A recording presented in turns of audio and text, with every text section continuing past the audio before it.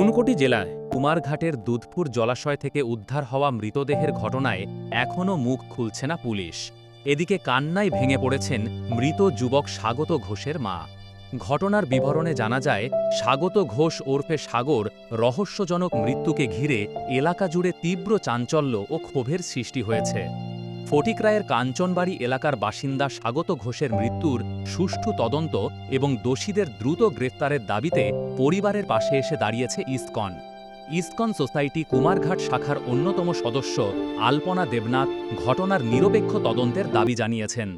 ২৮ বছর বয়সী স্বাগত ঘোষ পেশায় একজন গৃহশিক্ষক ছিলেন। তিনি এমএসসি, বিএড ও বিএসসি ডিগ্রিধারী ছিলেন এবং ব্যক্তিগত কোচিং পরিচালনা করতেন। গত বুধবার বাড়ি থেকে বেরিয়ে যাওয়ার পর তিনি আর ফিরে না আসায় পরিবারের পক্ষ থেকে ফটিকরাই থানায় একটি নিখোঁজ ডায়েরি করা হয়। শুক্রবার রাতে কুমারঘাটের ভাটি দুধপুর এলাকার একটি জলাশয় থেকে তার মৃতদেহ উদ্ধার করা হয়। স্থানীয়দের খবরের ভিত্তিতে পুলিশ ঘটনাস্থলে পৌঁছে মৃতদেহ উদ্ধার করে। অভিযোগ, মৃতদেহের গলা ও মুখ কাপড় দিয়ে বাঁধা ছিল এবং শরীরের সঙ্গে ভারী পাথর বেঁধে জলাশয় ফেলে দেওয়া হয়েছিল। ঘটনার তদন্তে ফোরেনসিক টিম ও ডগ স্কোয়াড নামানো হয়। ময়নাতদন্ত শেষে মৃতদেহ পরিবারের হাতে তুলে দেওয়া হয়। পরিবারের দাবি, এটি একটি পরিকল্পিত হত্যাকাণ্ড। ঘটনার সঙ্গে জড়িতদের দ্রুত গ্রেফতার এবং দৃষ্টান্তমূলক শাস্তির দাবি জানিয়েছেন তারা। পুলিশ জানিয়েছে, তদন্ত অব্যাহত রয়েছে এবং ময়নাতদন্তের পূর্ণাঙ্গ প্রতিবেদনের অপেক্ষায় রয়েছে তারা। তবে মৃত্যুর প্রকৃত রহস্য উদ্ঘাটনে পুলিশ জোরদার তদন্ত চালিয়ে যাচ্ছে।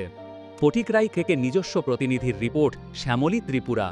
আমার গত বুধবার থেকে ছেলেটা আমার দুপুরে 2টা-2:30টার সময় থেকে ঘর থেকে বেরিয়ে গেল। ছেলেটার আর 2-3 দিন ধরে কোনো খোঁজ পাচ্ছি না। ভয়, আমি অনেক চিন্তায়, ছেলেটা কোথায় গেল।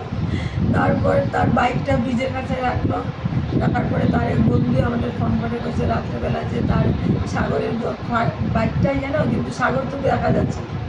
তারপর আমার ছোটো ছেলে যা বাইকটা আনবে, কিন্তু আমি তো ভাবছি যে সাগর কোথায় গেছে, আসবে বলে। আচ্ছা, 2 দিন অপেক্ষা করতে করতে সাগরে আর কোনো বাতাস নাই, কোনো পথ নাই, কোনো কিচ্ছু নাই। আমার ছেলেটা যেভাবে মৃত্যু হলো করতে ধরা পড়লো শুক্রবারে রাত্রে সন্ধ্যার সময়, যেখানে একটা ডেড বডি পাওয়া গেছে। কিন্তু এই যে আমার ছেলেটা মৃত্যু হলো, আজ পর্যন্ত কোনো কেউ মিডিয়া বা কেউ কোনো খবর বা কোনো কিছু এটা তদন্ত করছে না যে কীভাবে তার মৃত্যুটা হলো, কে এটার মধ্যে ষড়যন্ত্র হয়েছে। আমি এটা চাই আপনাদের কাছে।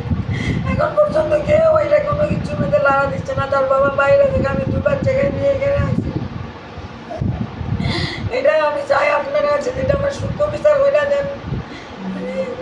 মাননীয় মুখ্যমন্ত্রী, মাননীয় আপনারা সবার কাছে আমি এই প্রার্থনা করি যে আমার ছেলের মৃত্যুর কারণটা খুঁজে দেওয়ার জন্য। হরে কৃষ্ণ। আজকে আমার ছেলের এরকম হয়েছে, অন্য একটা ছেলে অন্য মার এরকম হবে না বলে কি পরিচয়? আপনারা এটা একটু তদন্ত করেন। আপনার আমি আমার ছেলে নিষ্পাপ, ঠাকুর ভক্ত, কোনো অপরাধ, কোনো কেউর কাছে কোনো শত্রুতা না আসছে না বলে আমি মনে করি না। কিন্তু সবাই জানে, গ্রামের এলাকার বাসী জানে ছেলেটা কীরকম। চাই যে মানে বলতে চাই যে এই মৃত্যুর পাশের কারণটা কি, কে আমার এই ছেলেকে যে এত নিষ্পাপ ছেলের কে তার খাল হয়ে দাঁড়ালো, আমি এইটাই তদন্ত করতে চাই আমাদের কাছে। হ্যাঁ, যে আমার এই ছেলের মৃত্যুর পাশে কারণটা কি, তাদের কি চাহিদা ছিল যে তাকে মেরে ওটা পাবে, ওটা আমি চাই। এটার স্বতন্ত্রটা চাই। যদি ও নিজে সঠিক নিজে আত্মহত্যা না চায়, তাও আমি দেখতে চাই। আর যে কেউ মেরে থাকে, তো বলা যাচ্ছে যেটা একদম যেভাবে বডিটা দেখা যাচ্ছে যে যেটা তাকে চাপিয়ে গলাতে পাথর বাঁধিয়ে কাঁধে ঢুকিয়ে তাদের মারা আছে, ওটার কারণটা কি যদি আপনারা আমাকে একটু দয়া করে এটা আমাকে তদন্ত করে বের করে দেন, আমি মা হিসাবে মাইন্ড নিতে পারি। কাঞ্চনবাড়ির ঘটনা নিয়ে ব্যাপারটা হলো, এই ছেলেটা আমার গুরু বোনের ছেলে। এত ভালো ছেলে, এত ট্যালেন্টেড ছেলে।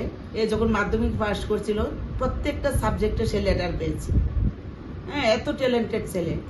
হ্যাঁ, 12-ও সে লেটার পেয়েছে, কিন্তু কারোর সঙ্গে কোনো ঝগড়া না। তার মধ্যে আধ্যাত্মিক জ্ঞান মানে পর্যাপ্ত পরিমাণে আধ্যাত্মিক জ্ঞান। এর যে বাজে কাজ করবো এই ধরনের কোনো মানসিকতা তার নাই।